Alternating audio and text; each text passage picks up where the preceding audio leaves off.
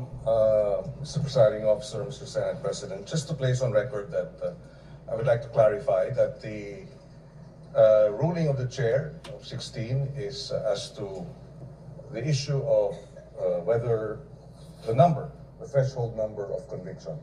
The matter of whether or not Senators Marcoleta and Senator Estrada should be participating in the process of the trial is another matter that we will have to discuss perhaps in camera or on the floor at a later date, Mr. President. Noted. If there are no other Senator Judge who wishes to make a manifestation, the lead prosecutor, Representative Luis Reyes, once again recognized. What was your earlier manifestation and motion, ma'am? Your Honor, we respectfully reiterate our request that counsel for the panel of prosecutors, Attorney Lorna Capunan, be recognized. Counsel for the panel of prosecutors, Attorney Lorna Capunan, is recognized. Will you be the one to present the your first witness, ma'am? Good afternoon, Your Honors, Senate President, Presiding Justice. I do have manifestation. Well, in direct answer to the query of the presiding Senator Judge, I am not presenting the witness today. But I would like, with your permission, Your Honors, to manifest a query that we request be addressed by this Honorable Court, Presiding Judge, to the defense. The lady may proceed. We are informed, and in fact, we have seen an interview conducted in the Senate premises on the vice itself, and that she is expecting a bloodbath and a bludgeoning, but she will not. Her head may be blooded but unbowed. My respectful query, Your Honors, please, which could be directed to the defense counsels, is if the Vice President is in the premises, does she intend to appear personally before this impeachment court? And that is preliminary to another manifestation that I would like to make. Kindly proceed with your next one, counsel. Because the chair is not yet sure if it will even address this to the counsel for respondents, or will simply answer the query of the counsel for respondents. This is relevant to the presentation that we will be making this afternoon, Your Honors. This court will recall your own statements, Mr. Presiding Judge, that on Tuesdays, every Tuesday of every week, that the prosecution must indicate who the witnesses they intend to present before this court will be. This is to enable the impeachment court to issue, when appropriate, and if deemed necessary, a subpoena for such witness.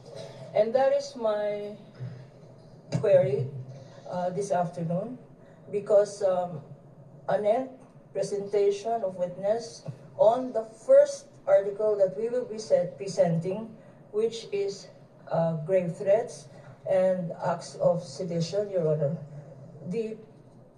One of the key witnesses, hostile, albeit hostile, would be the Vice President.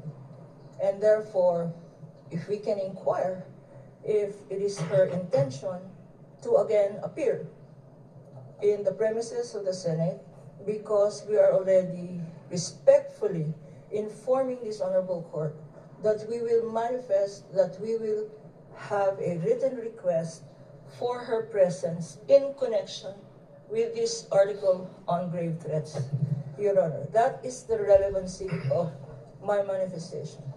The chair would like to rule on the manifestation and request of the counsel for prosecutors instead of throwing the question to the counsel for respondents, for the simple reason that I do not want to, the parties to engage in a debate before this court. You can very well do that with the presentation of your witness through direct and cross-examination, redirect and recross.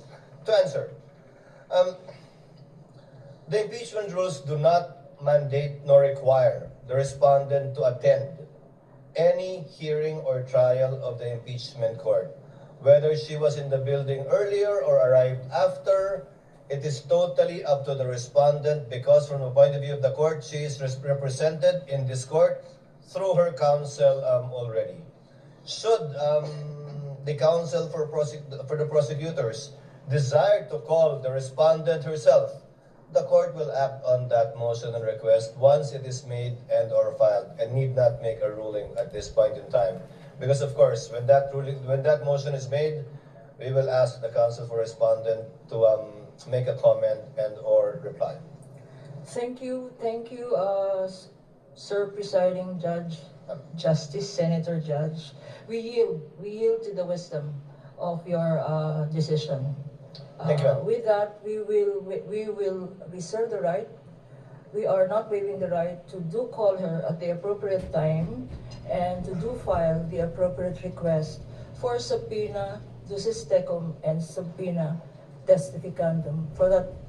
On that matter, Your Honor, I have no further questions and would like to turn over the floor to our lead public prosecutor. Thank you, Thank Counsel you, for Your the Honor. prosecutors, Attorney Lorna Capunan, for your remarks, which are duly noted. Yes, the lead prosecutor is recognized.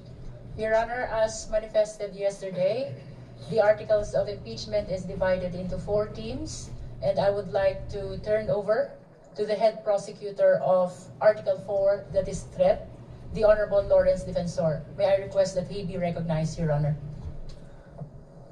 The member of the panel of prosecutors, Congressman the Honorable Lawrence Defensor, is recognized for his introduction of Article 4, I presume. Thank you so much, Mr. Presiding Officer. May I be allowed to make a manifestation to introduce Article 4? Before you proceed, Senator Judge Cayetano is recognized. Before that, I asked for si indulgence from the prosecution and the defense. There are certain issues that we are more than willing to listen to the debate here. I'm speaking for myself, but I think for also other senator judges, and of course will give us much leeway. But there are certain issues that we also need time to study. So if we look at our rules of impeachment, suppletory kasi yung rules ng rules of court.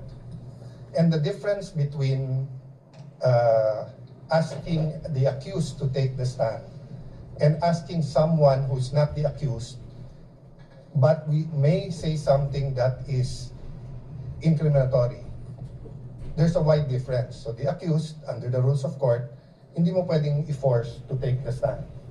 Pero yung hindi accused, they have to take the stand and wait for the question, and then they can claim the right against self-incrimination.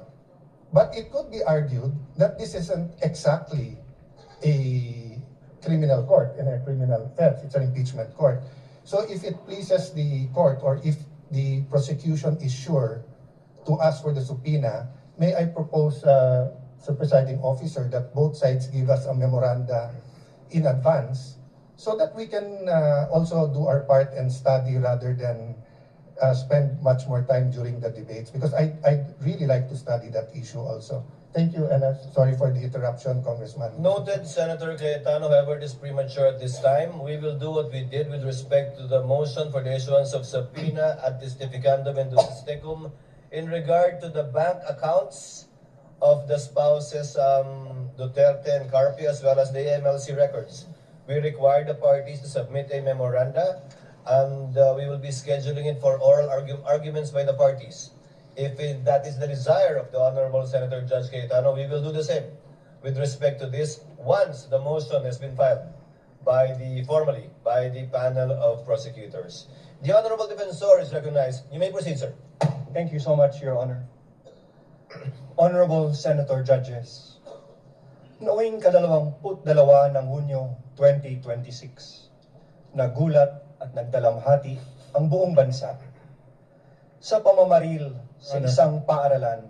Sorry, excuse me. Your Honor, may I be allowed to finish my manifestation? I will not disrespect and interrupt the defense counsel but before once he that, has started. this is no disrespect, sir. Counsel for respondent is recognized. Thank you, Your Honor.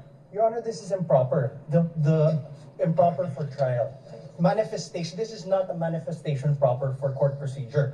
This is okay. instead them telling a story. This is a narration by the prosecution, which is not allowed. This is not allowed by any rule in any court. Bakit hindi allow? So what is proper is that they present their first witness, and we will be presenting our witness, Your Honor. However, please allow us to freely advocate our position. That's why you're including the defense when it's their turn. We will not Councilor object to the respondent, same. kindly let him finish. Thank you I so want much, you Your Honor. to respond to you. Yes, you were saying. Thank you, Honorable Honorable Sir. Senator Judges. Noong ikadalawampung No, dalawa Honorable Defensor, kindly finish your reply to the Thank you, Your objection of Honor. counsel I will for respondent. allow us to freely advocate our positions through the proper and respectful discourse. This is not prohibited under the rules. In fact, the court has declared that yesterday, the rules will not comply with the strict procedures of a judicial proceeding. Each article is a separate complaint, and it would be the proper guidance for the senator judges, lalo na po sa ating mga kapwa Pilipino na nanonood, para mas lalo nilang maunawaan ang ipipresenta naming ebidensya.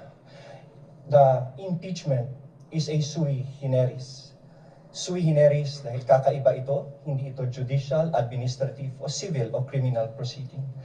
Hayaan niyo po kaming magbigyan ng 5 minuto para mailatag namin kung paano namin maipresenta at ang basihan namin sa pagpresenta ng aming ebidensya.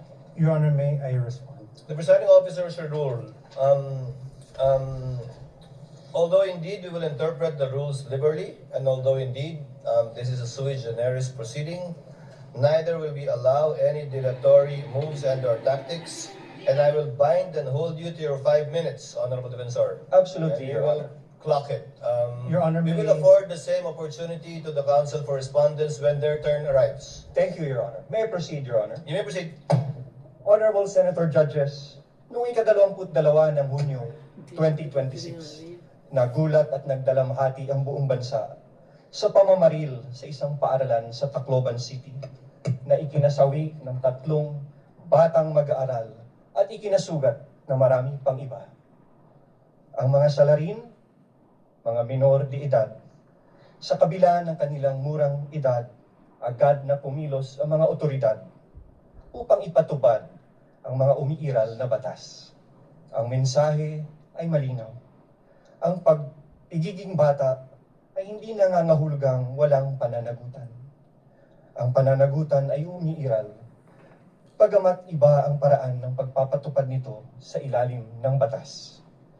Kamakailan, isang pasahero ang inaresto sa airport at kinasuhan matapos itong magbiro na may bomba sa kanyang bagahe dahil mahigpit na ipinapatupad ng mga otoridad ang patakarang zero tolerance policy sa anumang pagbabanggit ng bomba o anumang pampasabog. Sa isang